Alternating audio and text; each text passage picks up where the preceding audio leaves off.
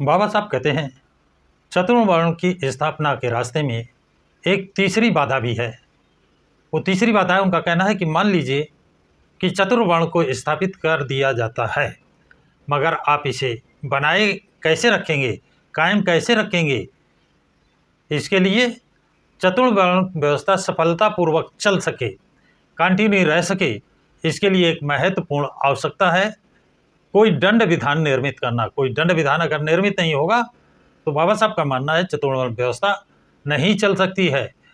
तो कोई दंड विधान निर्मित करना जिसमें इतनी शक्ति हो कि वो चतुर्वर्ण व्यवस्था को कायम रख सके, और वो दंड विधान शक्तिशाली होना चाहिए, इतना शक्तिशाली हो कि चतुर्वर्ण व्यवस्था को कायम रख सके। अब आगे कहते हैं चतुर्वर्ण व्यवस्था में हमेशा ये समस्या बनी रहेगी, यानी है नहीं, है तो है, वो बनी रहेगी, हमेशा बनी रहेगी। क्या?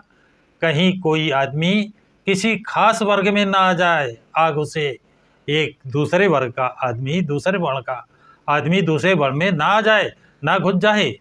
जब तक वर्ण क्रम को तोड़ने वालों के लिए दंड की व्यवस्था नहीं की जाएगी, लोग अपने अपने वर्ण तक सीमित नहीं रहेंगे।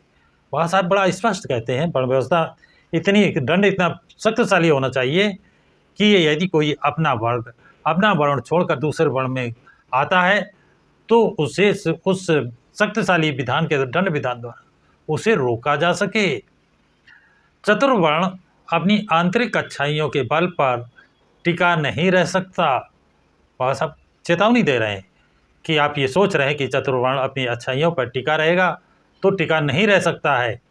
इसे कानून के जरिए लागू कर सकते हैं, कानून के जरिए टिका रह सकता है। इसी का अगला पॉइंट जो बाबा साहब कहते हैं, वो कहते हैं चतुर्वर्ण के आदर्श को दंड विधान के बिना बनाए नहीं रखा जा सकता। फिर बाबा साहब उसी पर जोर देते हैं, चतुर्वर्ण में जो आदर्श आप मानते हैं उसे बगैर दंड विधान के, कानून के लागू नहीं रख सकते, कायम नहीं रख सकते। ये साबित होता है कि रामायण की एक कथा से, अब उसका एक उदाहरण देते हैं कि ये साबित किससे होता है। रामायण की एक कथा, राम ने शंभूक को जो मारा उसका जिक्र करते हैं। राम द्वारा शंभूक की हत्या कथा वाल्मीकि रामायण के उत्तरकांड में कही गई है कि राम ने शंभूक की हत्या की है। ये बात वाल्मीकि रामायण के उत्तरकांड में कही गई है। इस कथा के अनुसार शंभूक शूद्र वर्ण के होते हुए भी साधना और तपस्या कर रहे थे, यानी शूद्रों को ना तो साधना करने का अधिकार था, ना तपस्या करने का अधिकार था। वो दूसरे वर्ण में जा गए और तपस्या भी कर रहे हैं, साधना भी कर रहे हैं। जबकि वर्णाश्रम धर्म के अनुसार शूद्र का कार्य अपने से ऊपर के वर्णों की सेवा करना है। शूद्रों का काम क्या है? अपने से जो ऊपर के वर्ण हैं उनकी सेवा करना है। अगर कोई शूद्र सेवा के अलावा अन्य कोई ऐसा कार्य करता है जो उच्च वर्गों के लिए निर्धारित है, तो वह वर्ण व्यवस्था का उल्लंघन करता है, जो कि ब्राह्मण धर्म ग्रंथों के अनुसार घोर पाप है। कथा के अनुसार शंभूक ने साधना और तपस्या का मार्ग चुनकर घोर पाप किया था, और शंभूक के इस घोर पाप के परिणाम स्वरूप एक ब्राह्मण का एकलौता बेटा मर गया। यानी वो शंभूक शूद्र था जिसका काम था कि ऊपर के वर्णों की सेवा करना, लेकिन उसने वो काम नहीं किया। ऊपर के वर्णों की सेवा करने के बजाय वो साधना और उपासना तपस्या करने लगा, साधना और तपस्या करने लगा, अन्य वर्णों का काम करने लगा, जिसका परिणाम क्या हुआ? एक ब्राह्मण का एकलौता बेटा मर गया, उसकी मृत्यु हो गई। राम ने ऋषियों और ब्राह्मणों से मंत्रणा की कि ऐसा क्यों हुआ, तो शंभूक को मृत्यु दंड दिया गया। मंत्रणा में बताया गया कि शंभूक ने दूसरे वर्णों का काम किया है, अपने वर्ण का काम नहीं किया है, इसलिए शंभूक को मृत्युदंड दिया गया। और दिया किसने? स्वयं अपने हाथों से उसकी हत्या की। किसने? राम ने। किसकी? शंभूक की, जो अपने वर्ग का काम छोड़ करके दूसरे वर्णों का काम करने लगा था।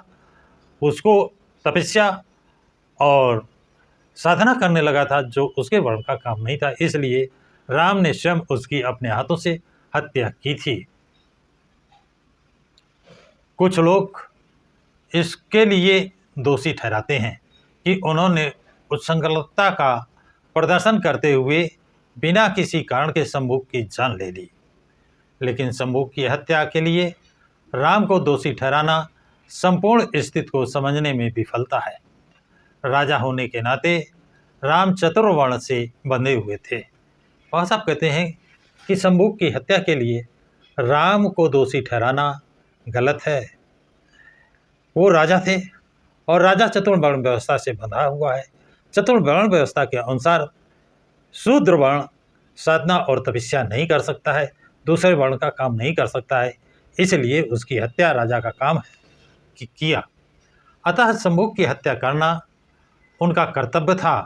बाबा साहब क्या कह रहे हैं कि वर्ण व्यवस्था के अनुसार शंभू की हत्या करना उनका कर्तव्य था।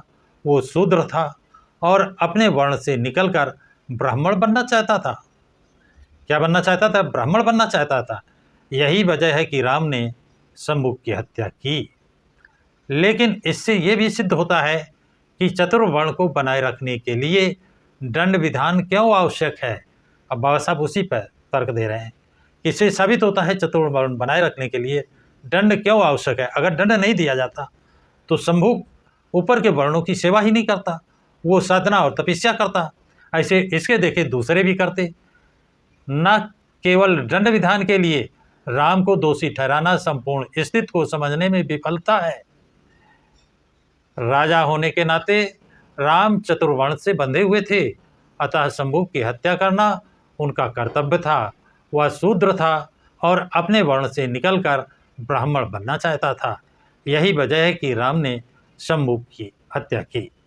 लेकिन इससे यह भी सिद्ध होता है कि चतुर्वर्ण को बनाए रखने के लिए दंड विधान क्यों आवश्यक है। न केवल विधान आवश्यक है बल्कि मृत्युदंड भी आवश्यक है। और साहब क्या कहते हैं? कहते हैं न केवल विधान नियम बना देना, कानून बना देना आवश्यक है, बल्कि उसमें इतना कठोर दंड मृत्युदंड भी आवश्यक है। इसीलिए राम ने शंभू को इससे छोटा दंड नहीं दिया था, उसे सुधरने का मौका नहीं दिया था। इसीलिए मनुस्मृति में हिंदू धर्म का एक प्राचीन धर्मशास्त्र स्मृति है। इसे मानव शास्त्र, मनु संहिता आदि नामों से भी जाना जाता है। ये ब्राह्मणवाद की आधार संहिता है। वर्ण व्यवस्था का सबसे प्रखर समर्थन यही स्मृति करती है। इसमें ब्राह्मणों को सभी विशेषाधिकार प्रदान किए गए हैं, जबकि शूद्र वर्ण और स्त्रियों को सभी अधिकारों से वंचित किया गया है।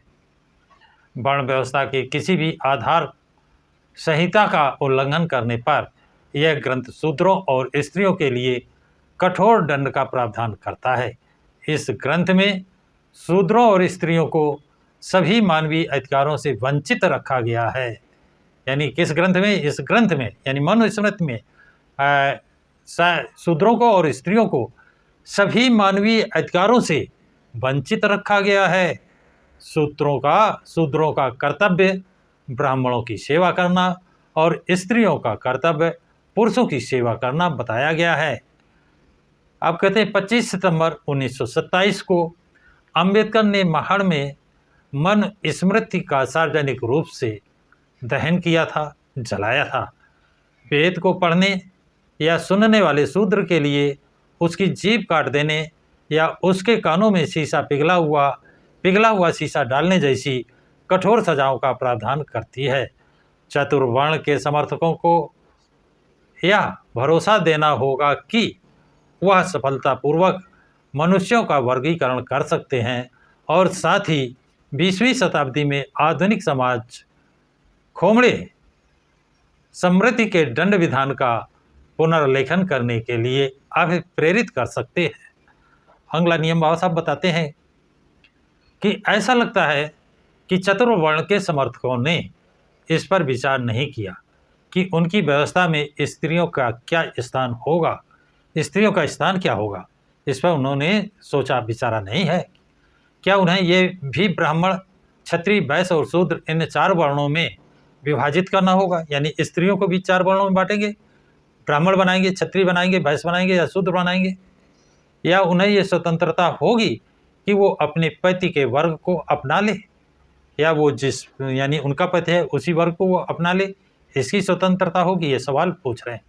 आप कहते हैं यदि स्त्रियों की हैसियत इससे तय होती है कि किस वर्ग का व्यक्ति उसका पति बनता है, तब चतुर्वर्ण व्यवस्था के पीछे कार्यशील इस सिद्धांत का क्या होगा कि व्यक्ति का वर्ग उसकी योग्यता के आधार पर निर्धारित होना चाहिए।